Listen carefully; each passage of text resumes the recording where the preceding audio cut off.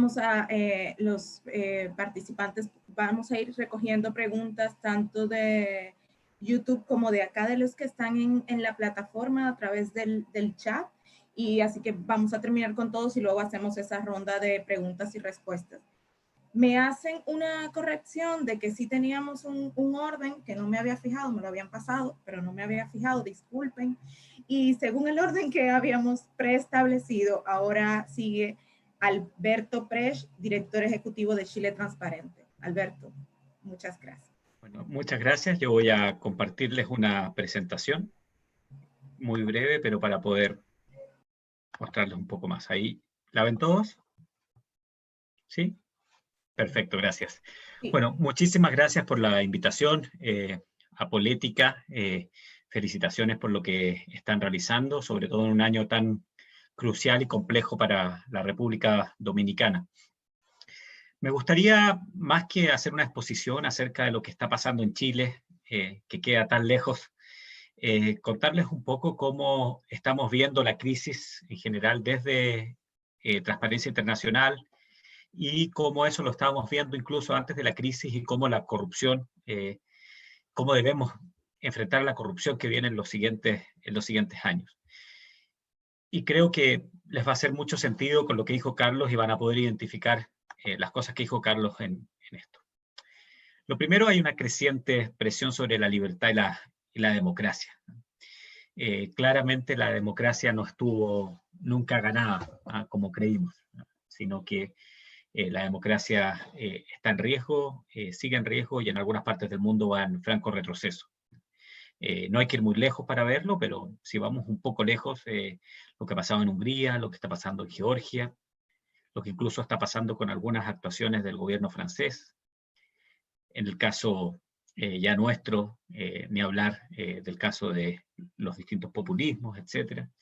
Claramente la democracia está compleja y claramente las posibilidades de ruptura democrática que hace algún tiempo eran impensadas, hoy día comienzan nuevamente a estar dentro de nuestros radares, y que se rompen los itinerarios constitucionales, que se rompa la alternancia en el poder, claramente pone una gravedad importante. Y esto es a nivel global y claramente va a generar presiones importantes. Lo segundo, y que tiene que ver con el título de esta invitación, la creciente inequidad y populismo. Claramente la concentración del poder ha aumentado muchísimo. Al 2017 el 1% más rico del mundo tenía el 50% de la riqueza, y el 2030 el 1% se cree que va a tener el 64% de la riqueza. Y claramente, además en un mundo donde esa concentración también se ha mezclado claramente con la política. Y finalmente no sabemos quién realmente gobierna, y eso lo hace complejísimo. Y por supuesto, en tiempos de pandemia, como lo que estamos viviendo, eso genera mayor precariedad, y claramente genera, sobre todo en las clases trabajadoras y en las clases medias, una presión que no pueden soportar debido a sus niveles de empobrecimiento, o estar, como en el caso de Chile, muchas veces en el borde de haber logrado surgir económicamente, pero con una fragilidad muy importante. Y esto evidentemente lleva a riesgos importantes de corrupción. Y cuando hablamos acá del 1% más rico, ya no solamente además estamos hablando del 1% más rico occidental, que era lo que estábamos acostumbrados. Entonces, claramente uno podía identificar, no sé, desde los antiguos Rockefeller hasta los Gates y los Zuckerberg de hoy día, pero hoy día estamos hablando de los ricos que vienen con otro tipo de set completo, los ricos chinos. ¿Quiénes están haciendo hoy día las donaciones a nuestros países? Hemos visto en todos nuestros países, creo que hoy día México mandaba el 5º avión de Aeroméxico, lo anunciaba el canciller, a China. El caso chileno, ayer hablaba el embajador de Chile en Beijing, y contaba abiertamente cómo Alibaba, como Tianqi, como otras empresas chinas, que además sabemos que las empresas chinas son el Estado chino finalmente, muy vinculados, son las que están haciendo esas donaciones. Muy bien.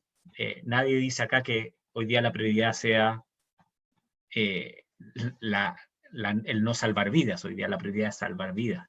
Pero hay que ver y hay que tener muy claro y tener muchísima conciencia de que esas donaciones el día de mañana pueden tener algún tipo de influencia en obra pública, en contratos, en relaciones internacionales, que va a ser complejo, por supuesto, después de poder rechazar.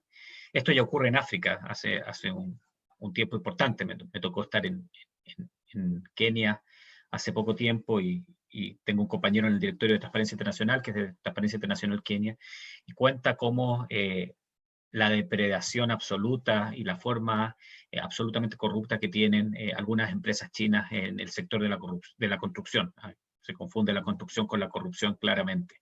Y ni siquiera contratan mano de obra keniata, sino que llevan a mano de obra china completa, personas que viven en situaciones absolutas de esclavitud humana moderna, y después eso se va y no queda prácticamente nada en el país, más que una carretera que muchas veces no era necesaria, o está con malos estándares, o está con sobreestándares y con sobreprecios, por supuesto. Lo tercero, bueno, hoy día ya no hay un centro de poder claro por distintas cosas, y eso lo hemos visto. Y todavía no tenemos muy claro cuáles van a ser esos nuevos centros de poder. Hace poco tiempo era la disputa Estados Unidos-Rusia, ahora Estados Unidos-China, Irán, el Medio Oriente en general, el poder de Arabia Saudita. ¿Qué pasa con la Comunidad Europea?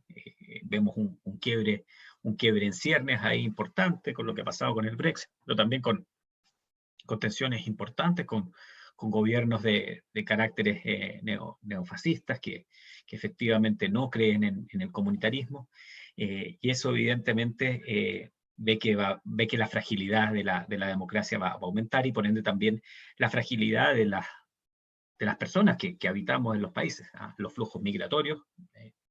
No tenemos que ir lejos, por supuesto, para ver el flujo migratorio desde Venezuela, o en el caso, por ejemplo, chileno, ayer 250 haitianos viviendo en condiciones absolutamente precarias acá en Santiago, algunos contagiados por coronavirus, por supuesto, muchos de ellos en situación de ilegalidad, no podían salir del lugar donde estaban porque tenían miedo a ser deportados. Y eso lo vemos crecientemente en el caso nuestro, de cómo esas olas migratorias muy positivas, por supuesto, también muchas veces han sido utilizadas por explotadores, han sido utilizadas por bandas. Siempre yo recuerdo a una ciudadana dominicana que un 8 de diciembre murió en la frontera de Chile con Bolivia, cruzando drogas, para efectivamente ya tratar de tener una vida mejor y finalmente tratar de poder surgir acá en el país, pero fue abandonada por coyotes en nuestro desierto. Cosas que eran bastante impensadas, y bueno, ni hablar en las fronteras más hacia el norte, lo que sigue ocurriendo, y lo vimos ayer con las declaraciones de Trump, que cierra la migración, y eso evidentemente va a traer solamente más migración ilegal, más pobreza, más violaciones de los derechos humanos.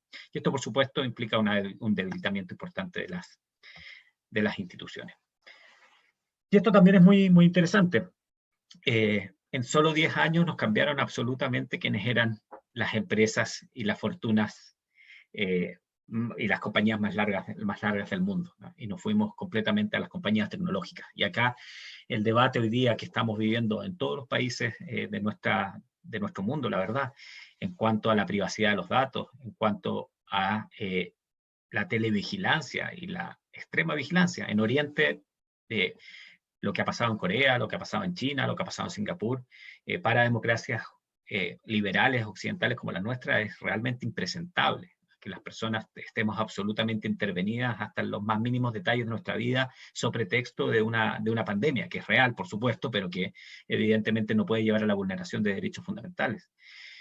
El día de ayer o antes de ayer en Francia se daba el debate porque el presidente Macron estaba pidiendo a Apple y a Google los datos de los franceses, y Apple y Google lo rechazaban entregar esa información. Y tenemos ese debate también en nuestra región. Hoy día en Chile nuevamente, y afortunadamente a nuestro juicio, se ha prohibido la difusión del nombre de los contagiados con coronavirus, ¿no? Y además por los riesgos que las personas corren de discriminación. Ya hemos tenido algunos casos en la región y también en mi país de personas, por ejemplo, cuyas casas han sido apedreadas por tener coronavirus, porque las poblaciones evidentemente mal informadas, creen que hay un riesgo importante para sus entornos, y esto evidentemente no puede ocurrir. Y estos cambios de poder pueden generar oportunidades, por supuesto, de una economía que está pasando desde la explotación de recursos naturales, más vinculados sobre todo al petróleo, a una economía tecnológica, pero también a una economía del manejo total de nuestras vidas. Y vemos también cómo en estas empresas van apareciendo empresas chinas, como en el 8º lugar Alibaba. Y creo que ya hemos escuchado mucho ese nombre, pero vamos a escuchar mucho más de Alibaba. No hemos escuchado de los 40 ladrones, eso sí, y espero que no escuchemos, pero está presente ahí claramente, y vean las donaciones en sus países, analicen cuántas de esas donaciones vienen de esa empresa, y después veamos cuánto de esa empresa va a tener importancia. En lo positivo, lo bueno que hay sana rebeldía. La juventud no es como quizás como la nuestra, que nos tocó periodos transicionales, y donde pedíamos más permiso que perdón. Hoy día se está pidiendo más perdón que permiso, y a veces, aunque eso lleve algún tipo de crujimiento en las élites, es importante que se renuevan. Lo hemos visto en distintos países. El caso chileno es muy paradigmático en lo que ha ocurrido en los últimos meses. Y las élites, con las cuales muchas veces debemos incluirnos los que o somos docentes o estamos en posiciones más públicas, debemos tomar en cuenta esto no como un ataque, sino como una efectiva oportunidad de renovación de la democracia. Porque la contracara, y el temor es que esa contracara gane, es que después del coronavirus no tengamos una renovación democrática, sino que tengamos una regresión democrática. Lo que está pasando en Brasil es realmente un retroceso a los años 70, con obviamente nuevas formas, pero lo hemos visto. Incluso los pocos atisbos democráticos que tenía ese gobierno, que fue electo democráticamente, ya se están yendo. Lo que ha pasado con el ministro de Salud, lo que pasó hoy día con el ministro de Justicia, claramente hacen que ese gobierno cada vez esté avanzando más hacia un proceso dictatorial. Y por supuesto las dictaduras o como quieran llamarles también, que vienen de la ala bolivariana, lo que ha pasado con Ortega en Nicaragua, lo que está pasando en Venezuela todos los días. Y también los nuevos populismos, los populismos neo-millennial o millennial, como el de Bukele, que uno ve que con tanta irresponsabilidad muchos medios de comunicación lo han ensalzado como un liderazgo porque habla bonito, pero hoy día lo que tenemos en El Salvador, donde nuestro capítulo está dando de Transparencia Internacional está dando una interesante pelea con la sociedad civil, es finalmente una regresión importante donde el militarismo se está cada vez involucrando cada vez más, donde la Constitución no está siendo respetada, donde el rol del Parlamento ha sido absolutamente secundarizado, y donde un presidente gobierna por decreto, incluso muchas veces conculcando derechos que en un estado de emergencia, y acá voy a alguna de las preguntas, nunca debiese estar conculcado, porque la emergencia sanitaria debiese conculcar, y ni siquiera conculcar, limitar solamente la movilización y la reunión, pero la libertad de expresión, el derecho a la vida, el derecho a emprender, y el resto de los derechos humanos no están nunca en juego. La pandemia no va a ser controlada porque un medio de comunicación no haga su trabajo o porque una ONG no pueda hacer su trabajo. La pandemia va a ser controlada por medidas sanitarias, pero lamentablemente algunos tienen esa tentación y han estado ocupando las herramientas de los estados de emergencia para conculcar otro tipo de derechos. Y ya para ir terminando, algo que tiene su lado muy amable, eso sí. Si esta discusión la hubiéramos tenido, bueno, no lo hubiéramos podido tener por razones tecnológicas a finales de los 80, incluso a mediados de los 90, no estaríamos hablando de corrupción, estaríamos hablando de otras cosas, porque la corrupción no era un tema global. Hoy día sí es un tema global y sí es un tema importante y sí es un tema además que crecientemente está en las preferencias de la gente cuando se les pregunta de los principales problemas del país. ¿Somos más corruptos que antes? ¿Hay más corrupción que antes?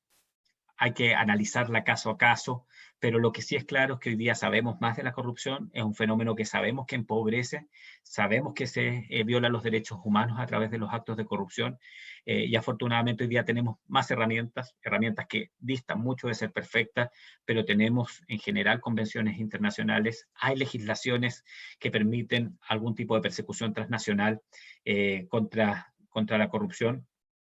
Y por otra parte, las empresas, sobre todo en el mundo occidental, han ido tomando una serie de medidas también de prevención de la corrupción, porque ven el daño que no solamente ya tiene en la reputación, sino que tiene directamente en las ganancias y en las utilidades de estas empresas, por lo cual claramente tenemos ahí un lado amable. Podemos encontrar también aliados en esta lucha. Con eso, yo termino solamente recalcando algunas cosas. Primero, los riesgos de gobernanza, por supuesto, están presentes. Nada va a ser igual después de esta pandemia. Y además lo que vemos es que los comportamientos de los distintos países son muy variados.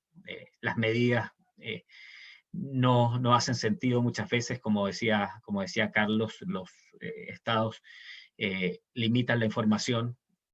Además, hay mucho miedo. Hay riesgos importantes, han aumentado también otros riesgos, entre ellos incluso la violencia intrafamiliar en estos días. Así que el mundo no va a ser igual, nosotros no vamos a ser igual, nuestras familias, nuestras relaciones no van a ser iguales. Por otra parte, los estados de emergencia tienen que ser limitados en el tiempo, y acá va a estar el riesgo de que el estado de emergencia sea un permanente. Y por último, y que es lo más relevante quizás, bueno, ¿cuáles van a ser las propuestas para salir y para seguir? Y la esperanza es que efectivamente tenemos hoy día una sociedad civil, tenemos hoy día una ciudadanía que está mucho más consciente de sus derechos, y que yo espero, y espero que todos seamos parte de eso, no permitamos que hayan regresiones, al revés, que lo que venga después del coronavirus sea más democracia, más libertad y por supuesto mayores niveles de igualdad. Gracias. Tu turno.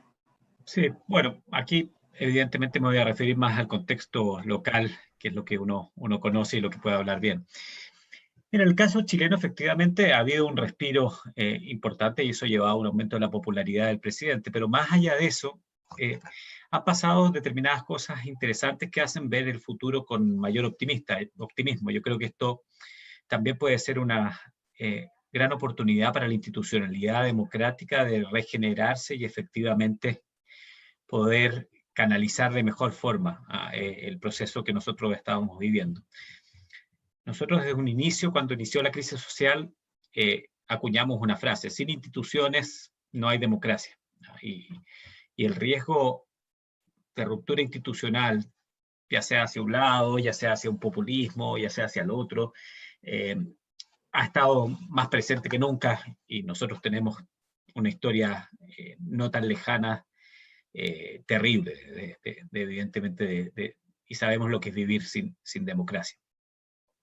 Entonces, se ha dado una oportunidad, y esa oportunidad ha llevado a determinadas cosas positivas. Por ejemplo, la postergación del plebiscito del referéndum constitucional no fue porque el gobierno lo quiso, sino que los mismos que habían firmado el pacto para hacer el plebiscito fueron los mismos que pidieron al mismo Congreso que cambiara la fecha, por lo cual fue unánime y muy bien apoyado.